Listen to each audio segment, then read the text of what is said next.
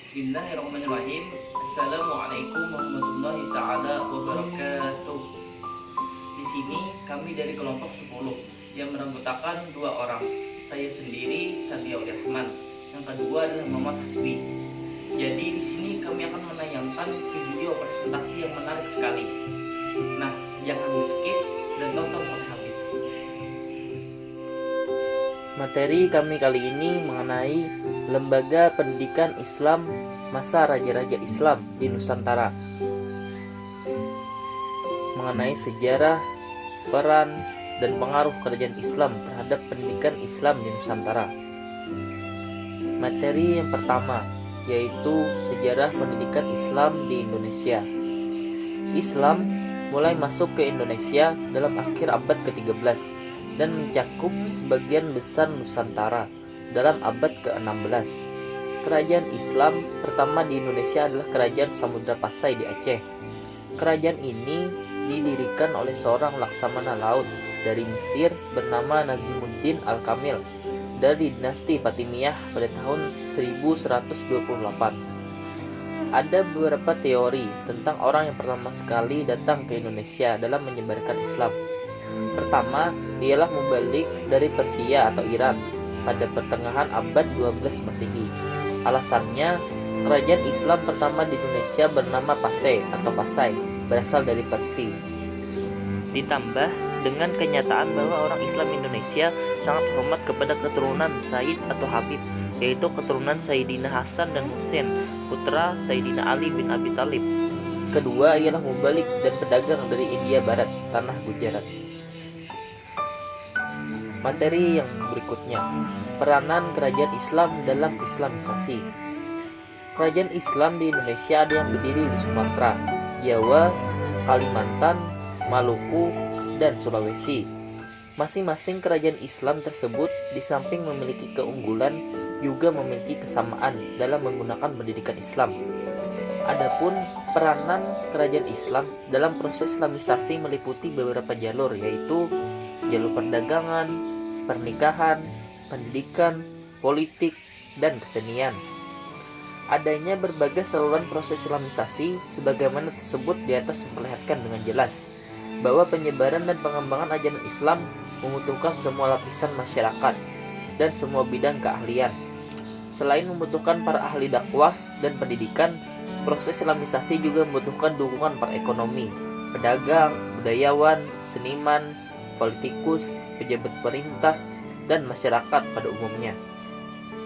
Selain itu, kenyataan tersebut juga menunjukkan bahwa Islam adalah sebuah agama yang dapat beradaptasi dan berinteraksi merupakan seluruh aspek kehidupan dalam masyarakat tersebut. Kemudian, pendidikan Islam pada masa kerajaan Islam di Nusantara. Yang pertama, pendidikan pada zaman kerajaan Islam di Sumatera. Pada abad ke-14 Masehi, zaman kejayaan Kerajaan Samudra Pasai dan Kerajaan Perlak Aceh abad 12 Masehi. Antara Pasai dan dengan Perlak terjalin kerjasama yang baik, sehingga seorang Raja Pasai kawin dengan putri Raja Perlak. Pendidikan di sana mendapat tempat atau perhatian tersendiri. Pendidikan yang berlaku di zaman Kerajaan Samudra Pasai diantaranya materi pendidikan dan pengajaran agama bidang syariat adalah fikih mazhab Syafi'i. Sistem pendidikannya secara informal berupa majelis taklim dan halaqah. Tokoh pemerintahan merangkap sebagai tokoh agama dan biaya pendidikan bersumber dari negara. Pada masa kerajaan Aceh Darussalam, pendidikan juga benar-benar mendapat perhatian khusus. Pada saat itu, terdapat lembaga-lembaga negara yang bertugas dalam bidang pendidikan dan ilmu pengetahuan, di antaranya Balai Sautiyah Hukama, Balai Sautiyah Ulama, Balai Jamaah, dan Himpunan Ulama. Dalam kerajaan Aceh Darussalam juga telah berbagai jenis lembaga pendidikan, diantaranya Meonasah atau madrasah, Rangkang setingkat madrasah Tsanawiyah, Dayah setara madrasah Aliyah yang sekarang, dan Dayah Tekucik dapat disamakan dengan perguruan tinggi. Kemudian yang kedua yaitu pendidikan pada zaman kerajaan Islam di Jawa. Pendidikan Islam yang berlangsung di kerajaan Demak, Pajang, dan Mataram beriringan dengan kegiatan dakwah Islam yang dilakukan para ulama dan para wali. Sistem pelaksanaan pendidikan dan pengajaran agama Islam di Demak mempunyai kemiripan dengan pelaksanaannya di Aceh, yaitu dengan mendirikan masjid di tempat-tempat sentral di suatu daerah dan pimpinan seorang badal untuk menjadi guru. Pada zaman kerajaan Mataram, pendidikan sudah mendapat perhatian sedemikian rupa, seolah-olah tertanam semacam kesadaran akan pendidikan pada masyarakat kala itu. Banyak desa yang ada tempat pengajian untuk menjalankan pendidikan agama Islam. Adapun guru yang mendidik yang mempunyai gelar mudir dan sistem pendidikannya dengan metode hafalan. Materi berikutnya akan dijelaskan oleh teman kami, Muhammad Aspi. Sini saya akan melanjutkan presentasinya, yaitu yang ketiga, pendidikan pada zaman kerajaan Islam di Sulawesi. Perkembangan agama Islam di Sulawesi Selatan amat pesat. Di sana terdapat sejumlah pesantren atau surau dengan model lama yang seperti terdapat di Sumatera dan Jawa. Tetapi semenjak datangnya alim ulama Bugis dari tanah Mekah, perkembangan semakin pesat. Sistem dan rencana pengajaran pesantren di Sulawesi hampir sama dengan sistem dan rencana pengajaran pesantren di Sumatera dan Jawa, karena sumbernya satu yaitu Mekah. Kemudian secara berangsur-angsur berdirilah madrasah-madrasah atau sekolah agama yang menggunakan sistem klasik yang dilengkapi dengan bangku, meja, dan papan tulis sebagaimana sekolah yang digunakan. Selanjutnya yang keempat yaitu pendidikan pada zaman kerajaan Islam di Maluku.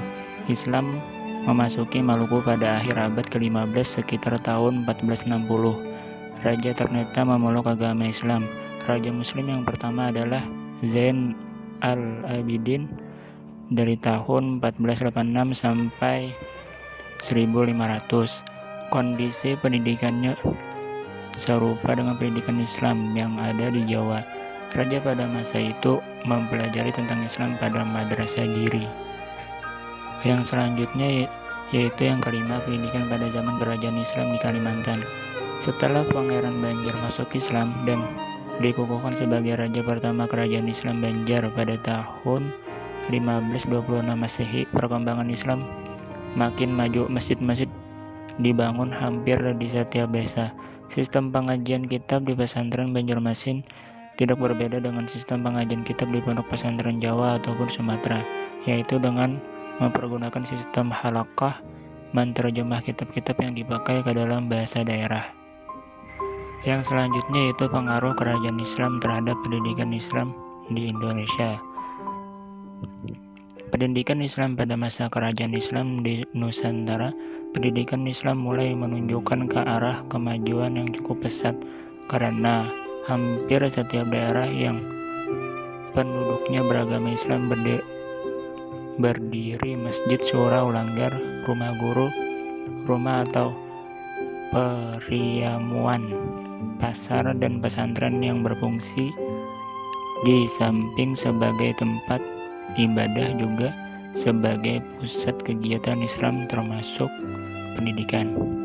Selanjutnya diakui oleh banyak kalangan bahwa lembaga pendidikan Islam pada masa kerajaan Islam merupakan lembaga pendidikan yang telah ikut serta mencerdaskan kehidupan bangsa dan sangat berjasa bagi umat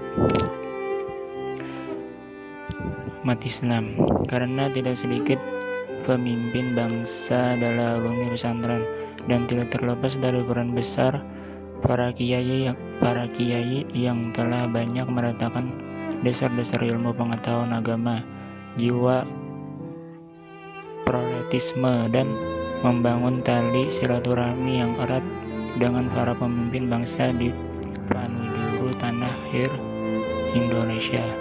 Selanjutnya, perkembangan pendidikan Islam di era ini tidak dapat dilepaskan dari peran munculnya kerajaan-kerajaan Islam saat itu, seperti kerajaan Sumatera Pasai tahun 1297, kerajaan Aceh tahun 1514, kerajaan Demak di tahun 1500, kerajaan Gowatalo Makassar pada abad ke-17. Peran kerajaan ini dibuktikan ketika Skandar Muda berkuasa dari tahun 1607 sampai dengan 1636 di Aceh banyak didirikan lembaga pengajian. Nah, menarik sekali kan video presentasi kami mengenai lembaga-lembaga pendidikan Islam masa raja-raja Islam di Nusantara. Dapat kita simpulkan bahwa kerajaan-kerajaan Islam di Nusantara sangat berperan besar dalam proses Islamisasi di Indonesia. Kerajaan-kerajaan Islam tersebut ada yang dari Sumatera, Sulawesi, Jawa, Kalimantan, dan Maluku. Masing-masing dari kerajaan Islam tersebut memiliki keunggulan dan kesamaan masing-masing dalam proses Islamisasi di Nusantara. Contoh lembaga pendidikan Islam pada masa kerajaan tersebut dapat kita ketahui seperti masjid atau surau, halakoh-halakoh, pondok pesantren, dan lain sebagainya. Nah, mungkin itu saja yang dapat saya sampaikan. Salah hilaf mohon maaf. Kita akhiri dengan mengucap hamdalah. Wassalamualaikum warahmatullahi taala wabarakatuh.